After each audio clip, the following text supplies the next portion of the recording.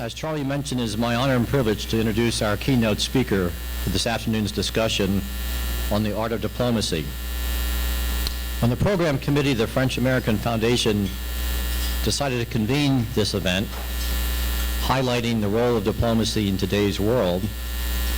it became abundantly clear that one country, France, stood out as the world's leader in this area. Indeed, it can be said that the French invented this particular art, or at least perfected its practice. And when it came to plan the particulars of today's program,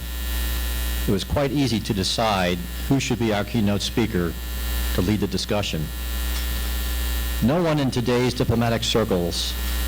better personifies the qualities inherent in practicing the art of diplomacy than our keynote speaker. Schooled in the finest educational institutions of France, Sciences Po,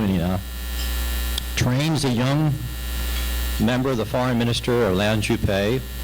nurtured as a deputy director of the French Foreign Ministry's office, responsible for European and transatlantic defense and security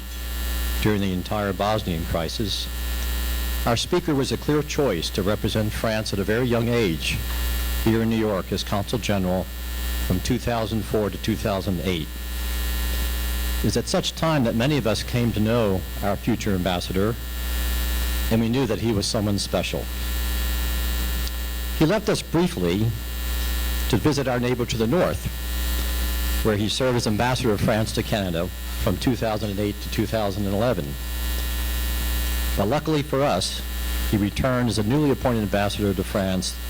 to the United States in February 2011, where he has continued to represent France and, I might say, to assist the United States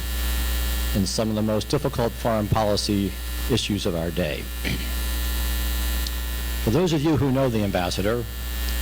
I believe that you will join me in acknowledging his talents as a diplomat of the highest caliber, one who has done the most, in my view, of advancing the relations between the United States and France, one who's always available to listen to varying points of view and then work to form viable solutions and to build a consensus, one who avoids unnecessary conflicts but stays true to his principles, and one who has brought a personal touch to his official duties, which underscores one of the key ingredients to the successful practice of the art of diplomacy. Please join me in a warm welcome for our good friend of the French-American Foundation, the distinguished ambassador of France to the United States, François Delattre.